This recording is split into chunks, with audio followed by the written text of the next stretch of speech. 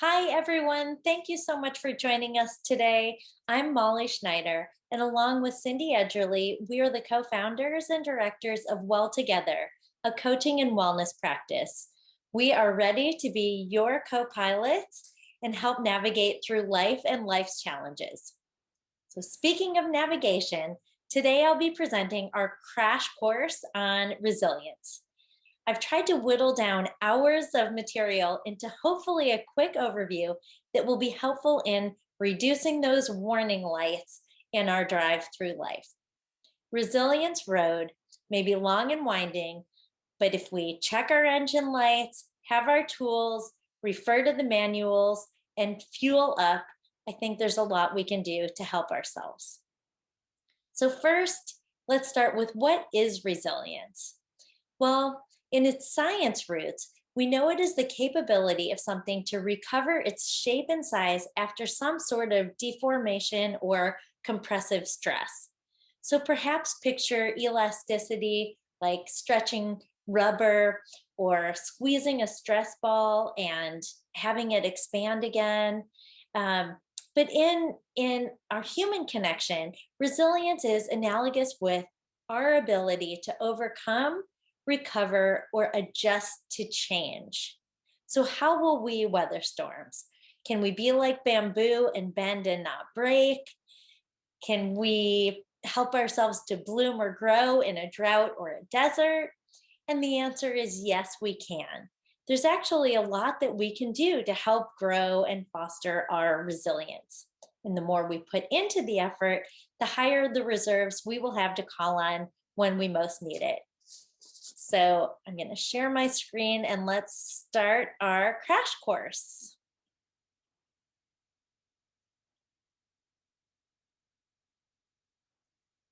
So here we are. Well, resilience often has a connotation with bad events. It's not always helpful to think of it from a negative perspective. Let's try to think of resilience as a response to change. So it's not always responding to your house on fire, death, divorce, trauma. It can just be adjusting to working from home, taking classes online, finishing or graduating from school, being on a new team, and other just transitions that naturally happen. Resilience is our triggered response mode.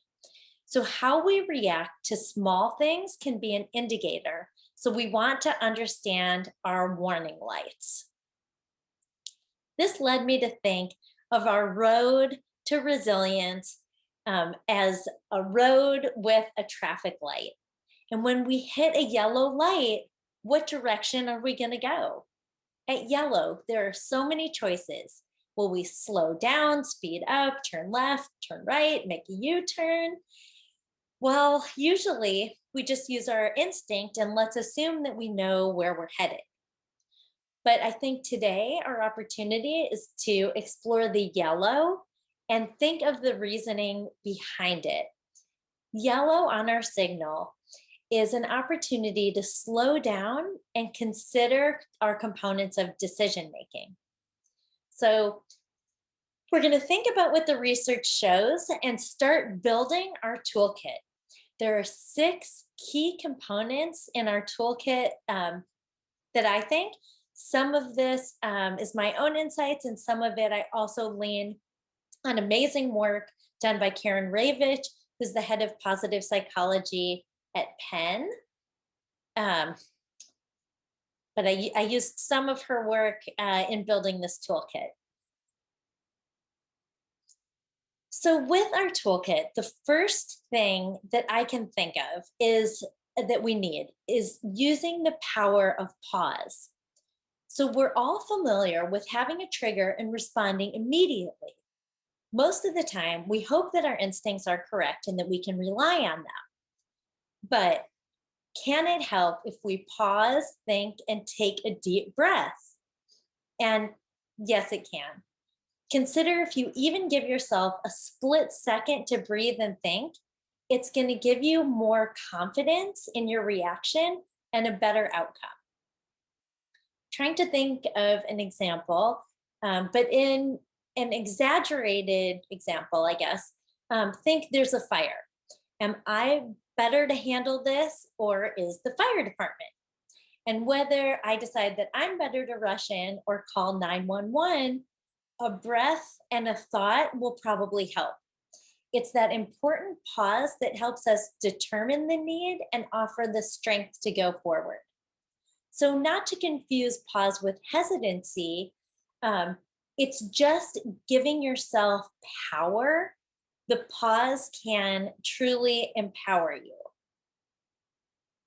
The second tool is self awareness. Do you know your strengths and weaknesses?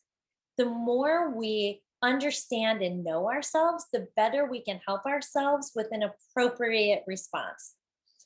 So let's use the same exaggerated model. If you're a trained firefighter, your response is going to be easy when presented with a fire. But for the rest of us who may not be, we need to really examine our strengths and weaknesses.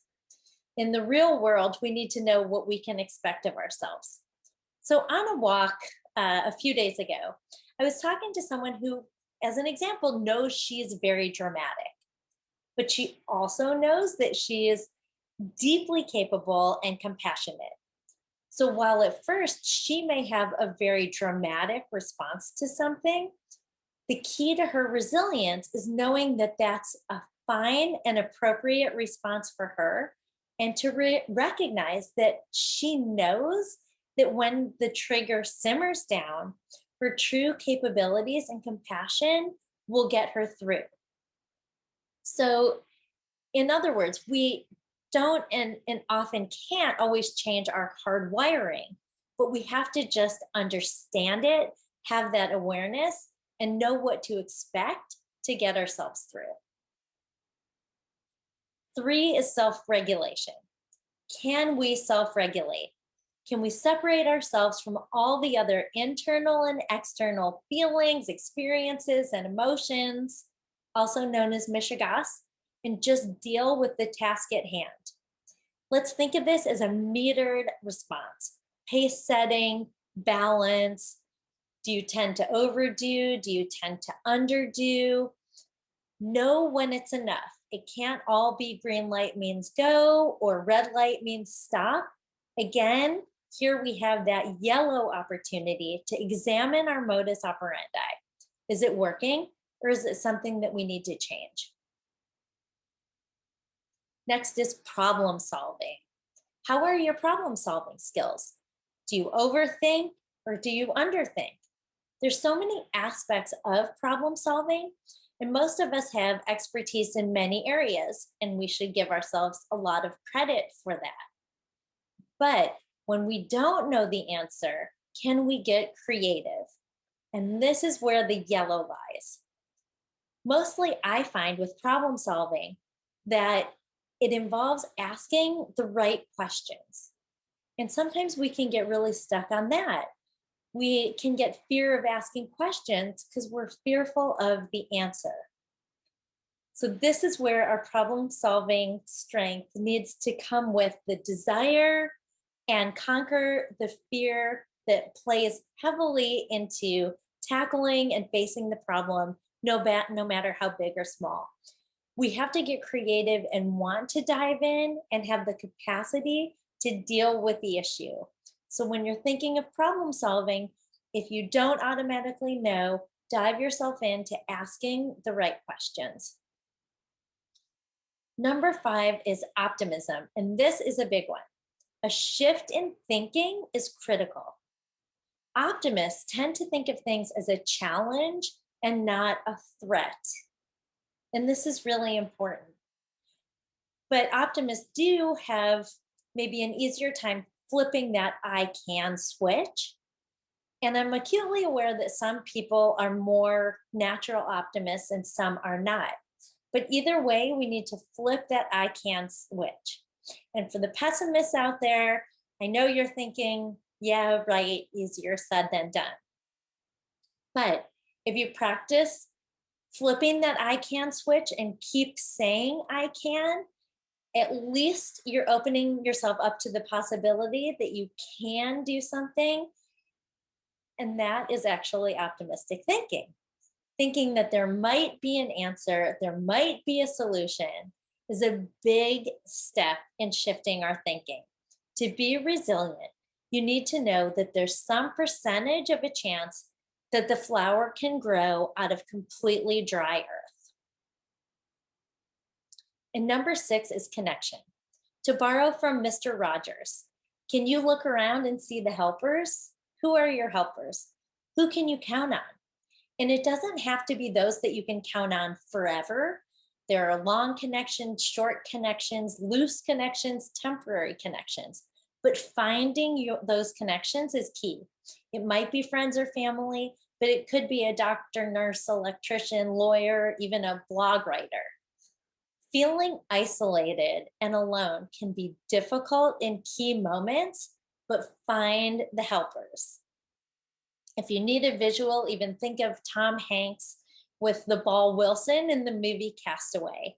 It's an unlikely companion, but a connection can be found if you look. So now we have a good, I think, emergency preparedness kit with these 6 components. Knowing that you have these skills and awareness will help your resilience in all kinds of events and situations, big and small. So continuing down our road, we know those tools. We're going to pack our toolkit. Oops, sorry. Technical difficulty.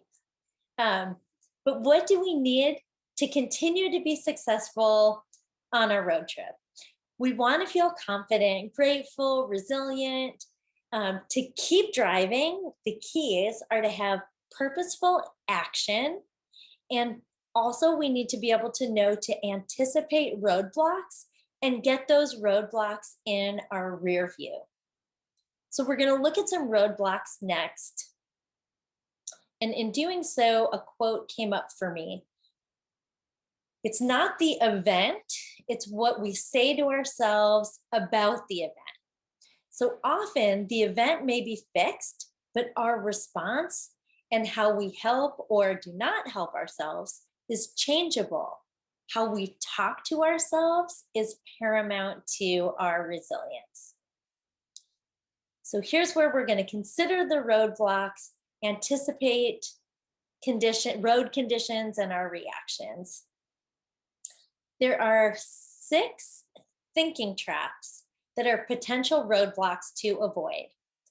5 of these are presented as foundational when you read about thinking traps. The 6th I added because I feel it's worth noting. So let's go through these quickly. So first we have mind reading. Mind reading is when you infer what someone else is thinking and shut off the opportunity to ask or to learn. So assuming that you know what another person is thinking or expecting another person to know what you are thinking can skew your perspective. If you think of real life instances, these perceptions are often negative and can be completely wrong. It can actually contribute to warped or bad self-talk. If you see this coming, the first step is to notice and try to pivot around that cone. The second is the me trap. This is where we believe that we are the sole cause of the event and bear the full weight. When we're rational and calm, we know that we can't be the only cause of most events. We may have some responsibility or involvement, or perhaps wish that we would have done some things differently, but we can't, for example, be the sole cause of something like a hurricane. This focus gives us little room for movement and can cause guilt and disappointment. Again, noticing comes first, and we can try to swerve around that cone. The third is the them trap. And this is where we assign blame to everyone but ourselves. It's all them. It's only other people's fault, and we can't take any ownership or stake. So again, this leaves us very little room for movement or growth.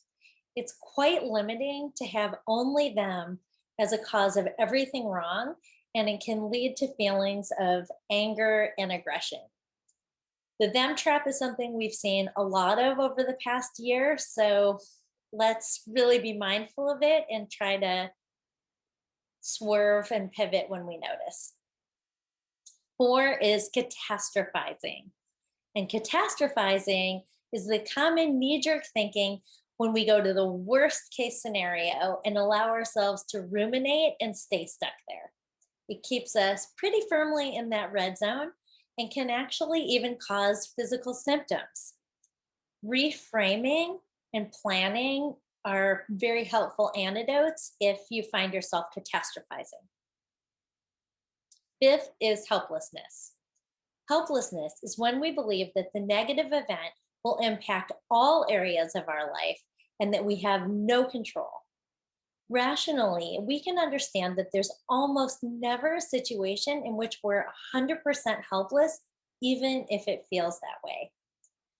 Giving up, as we know, is quite the opposite of purposeful action and not how we want to drive.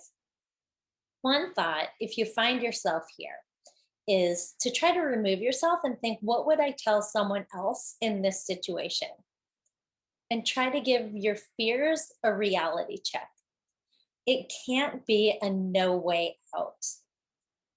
However, if helplessness is a thinking trap or a feeling that's all too common or familiar to you, this could be a place to actually seek professional medical help because or advice, because we don't ever want to be feeling helpless all the time. And 6th, last but not least, is avoidance. Avoidance is yet another thinking or non thinking trap that is all too common. Avoidance is when we find ourselves changing the topic, ignoring the situation, or simply burying our head. While sometimes tempting, we know that we can't change things without action. And in many cases, inaction can really make the situation worse. So, another one that we definitely want to pivot when we can. So, now we know some of the important components. We see these roadblocks. What can we do to help ourselves take a right turn, stay in our lane, head in the right direction? We've come this far and we're not crashing now. In an anxious situation, the resilient response is to try to manage the moment and get to cruise control. So, a quick review: we're breathing, we're aware, we're regulating, we're problem solving, we're optimistic, we're incorporating connections, we're noticing and redirecting ourselves from all of those thought traps. So, what else can help us manage the moment and truly keep going? Well, first, take a deep breath, because even just listing and repeating all that feels like a lot. It takes an amazing amount of energy to be resilient. So, how can we nurture ourselves and take care of ourselves to get to a better outcome? Because face it, if we're out of gas when we get to that yellow light, then what? So, let's build our fuel tank and maybe call it, what can we do to nourish to flourish? The first step in fueling up is self care. It doesn't matter how often we hear these words, it can't be overstated. Whatever efforts you can make in any of these regards will go a long way. Core suggestions to keep front and center are, of course, we need sleep, a balanced diet, do some exercise, moderate those electronics, the news, the social media, really curb your intake to the best of your ability. Meditation or other relaxation, listen to music, heighten your senses, and keep those connections that are meaningful to you. Next, I'm going to move to a few perhaps less obvious ways to take care of ourselves, but also important and mindful ways to really help ourselves and stay on our resilient road. So the first thing we're going to do is make sure that we have a vision and can really visualize our goals. When we see things, they're much more likely to happen. And next is positivity and reframing. Positive emotions help us. When we can see best case scenarios, we can channel ourselves to that purposeful action we're aiming for. Gratitude, a big buzzword right now, but there's good reason for it. When we recognize what we're grateful for, it fuels us in a joyful way. Noticing and savoring things that we're thankful for is like free vitamins, minerals, and happy pills. Try the gratitude journal, a thankful Thursday, smell a flower on your walk, smell your coffee, taste your food, do those kind of things, and it will help you. And also doing good and giving. We always have something to give. And when we give for others, but we also get so much back. Giving feels good. It can be so powerful. And we have the ability to, when we give and do good, we can make something good out of something terrible. It really can revive our perspective. So here we are. We know that life isn't always easy. We know from skinning a knee to missing an ingredient when we're in the middle of baking, to adjusting to being an empty nester, or having to being severely tested by illness or grief. Our ability to overcome, to keep on course, to proceed confidently at that yellow light can be made easier. We aren't always lucky enough to have that driver's manual available in those critical moments, but we do have the tools. We may just have to dust them off and practice. When we do notice and practice and increase our resilience on the small things, it will really incrementally help us when we're in those situations that we really need it. I happen to have a lot of real time practice with resilience, and my perspective has really changed over the years.